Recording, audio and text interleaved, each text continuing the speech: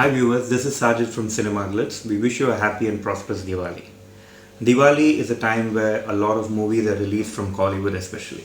And from that, today we'll be reviewing Kashmora. Kashmora is a horror fantasy comedy film directed by Gokul. And to be crisp and short on what Kashmora is about pretentious Ghostbuster who tries to fool public in way of chasing ghosts and how he gets strangled by one of the ghosts who he tries to chase. That forms the crux of the story. And what happens post to the Ghostbuster and the ghosts takes you on an adventurous and a mystical ride. When it comes to negativity of this film, I wouldn't ponder too much because this was something new which was presented by director Gokul. But yeah, I would definitely agree there was a slight bit drag in the second half, which slowly tires out the audience towards the climax. But the content tries to patch it up with the good and interesting elements here and there. And another thing which was a slight letdown in the film was music by Santosh Narayanan. And when I say music, it's just on the songs front. Let's get to the positive points of Kashmora. Director Gokul. Releasing a film during festival season, mostly the director goes for a masala flick, where the film is filled with colors and literally all kinds of commercial potboiler elements. But when you release a film like Kashmora, which is experimental, it's a very courageous move by the director and especially the producers who came forward in supporting this film.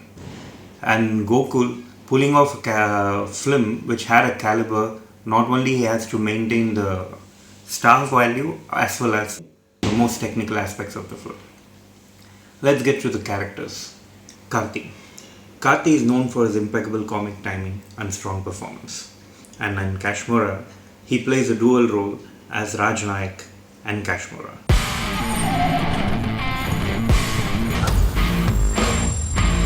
These two characters compete with each other in the film and Raj Nayak comes out as a winner.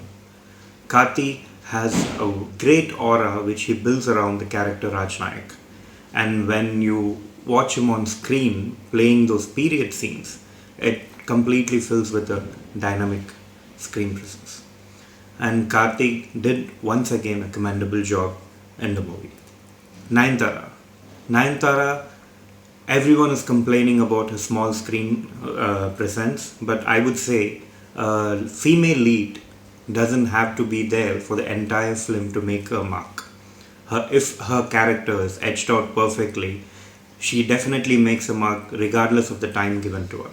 And as Ratna Mahadevi, she was completely vivacious and brought a grandeur which was required for that character. Nayanthara did a perfect job. Then comes Sridivya, another lead of the film. She was apt for the role, even though she didn't have much of a scope for her performance. She did a great job for the time and the presence given to her. Supporting characters, when you take Vivek, who was seen in a very good role after a long gap. And then comes Sharath and Madhumita Jangri. These two characters have a variation in comedy scenes and they do it perfectly without any extra effort.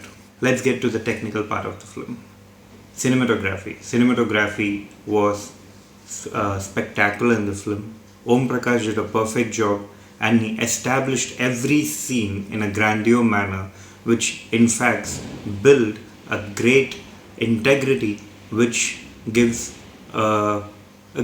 which actually complements the director's vision. And that's what a cinematographer has to do when it comes to a film. And his cinematography was perfectly cut, precisely cut by Sabu Joseph.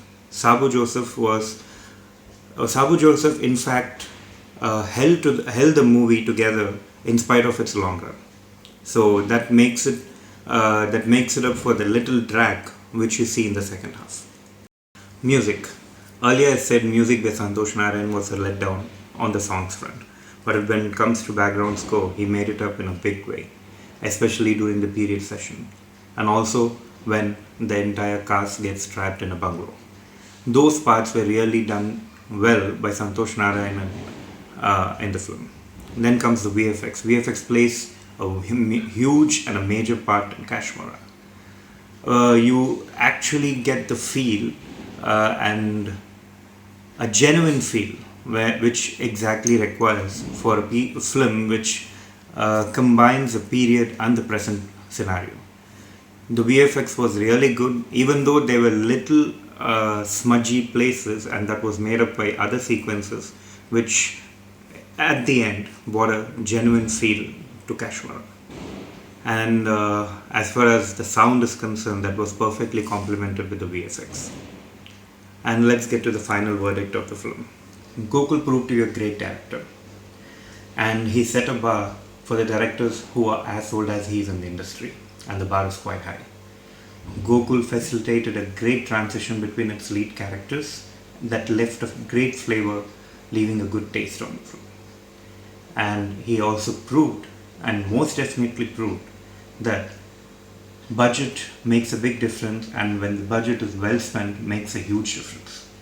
And that way, Kashmora came out with flying colors. And that credit goes to the producers who came forward with a project and supported Gokul in this film. Kashmora, definitely worth a watch, especially on the big screen, to see its grandeur. Our rating for this film would be 3.5. Kashmora builds a great foundation for Raj Nayak, presenting a film which celebrates talent infused with dedication.